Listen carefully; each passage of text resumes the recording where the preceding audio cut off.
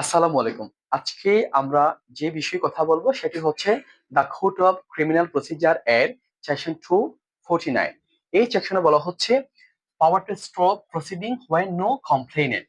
যে ক্ষেত্রে কোনো ফরিয়াদি নেই, অর্থাৎ যে মামলায় ফরিয়াদি নেই, অর্থাৎ যে মামলা ফরিয়াদি দ্বারা স্টার্ট নয়, সেক্ষেত্রে মামলা কার্যক্রম স্টপ করার ক্ষমতা, এই ক্ষমতা দেওয়া হয়েছে আইনে কেবলমাত্র land ম্যাজিস্ট্রেটকে।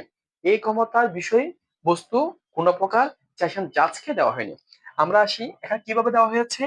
In any case instituted otherwise than upon complaint, নালিশ ছাড়া অন্যভাবে যে মামলাটি স্টার্ট হয়েছে সে মামলায়, অর্থাৎ তাহলে কোন মামলা, আমরা আসি কোন মামলা, any criminal case started except complain, যেটি নালিশ ভিন্ন শুরু হয়েছে সেটি কোন মামলা। For example GR, non GR, GR মামলা বা নন জিআর মামলা যেটি স্টার্টেড ফ্রম পুলিশ স্টেশন, যেটি থানায় স্টার্ট হয়েছে, থানাতে আমলযোগ্য বা আমলযোগ্য এই দুই ধরনের মামলা স্টার্ট হয়ে থাকে with permission of the learned judicial magistrate in case of non communicable offence.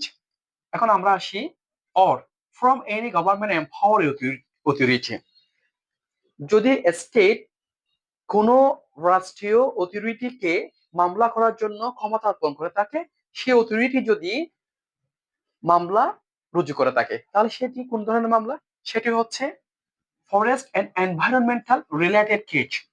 যেমন আমরা বিজ্ঞ আদালতে বন মামলা বা পরিবেশ মামলা, সেক্ষেত্রে বন আদালত পরিবেশ আদালত রয়েছে, আমরা যে মামলাগুলো মুখ করে থাকি এই মামলাগুলাইও থানা ভিন্ন বা কমপ্লেন ভিন্ন স্টার্ট হয়ে থাকে।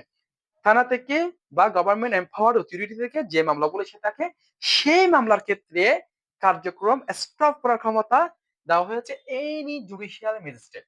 আইনে বলা হচ্ছে metropolitan magistrate or first class magistrate, all metropolitan magistrate আর ফার্স্ট ক্লাস।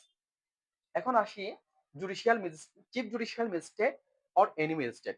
যখন চিফ জুডিশিয়াল ম্যাজিস্ট্রেট যে কোনো ম্যাজিস্ট্রেটকে ক্ষমতা হয়ে থাকে সেক্ষেত্রে তারা যখন দেখে এই মামলা কার্যক্রম পরিচালনায় যদি আফটার ফ্রেমিং অফ চার্জের পরে যদি এসে দেখা যাচ্ছে এই মামলার বাদী পক্ষ দীর্ঘদিন ধরে মামলা সাক্ষী দিচ্ছেন না, যদি বাদী সাক্ষী পর্যায়ে বিজ্ঞ আদালতে অনুপস্থিত থাকে এবং এই অনুপস্থিতি যদি অব্যাহত থাকে সেক্ষেত্রে সে any judicial magistrate may stop the case without judgement.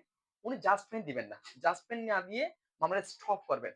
মামলাটি যে স্টেজে স্টপ করা হয়েছে মামলাটি সেই পর্যায়ে থাকবে এবং লার্ন কোর্ট কোন প্রকার কনভিকশন বা একুইটাল কাউকে সাজাও দিবেন না, কাউকে খালাসও দিবেন না।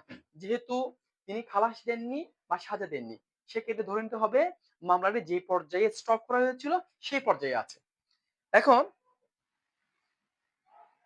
that magistrate must record the reason of stopping the case, যিনি এই মামলা স্টপ করেছেন সেই লার্ন কোর্ট মামলা স্টপের কারণ অবশ্যই লিপিবদ্ধ করবেন এবং রিলিজ দ্য অ্যাকিউজ, তাহলে সংক্ষুব্ধ পক্ষ অর্থাৎ সংবাদদাতা বা বাদী কি অ্যাক্টিভিটিস সে গ্রহণ করবেন। এখন সে সংক্ষুব্ধ হিসেবে যখন মামলার বিষয়ে অবগত হবেন সেক্ষেত্রে যে কোর্ট মামলা স্টপ করেছে সে কোর্ট একটা পিটিশন দিতে পারে।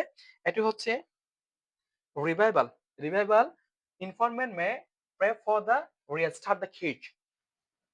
যদি বিজ্ঞ আদালত যুক্তিসঙ্গত কারণ রয়েছে সেক্ষেত্রে যদি মনে করে থাকেন, যদি তখন তিনি কি করবেন, অ্যালাউ করবেন।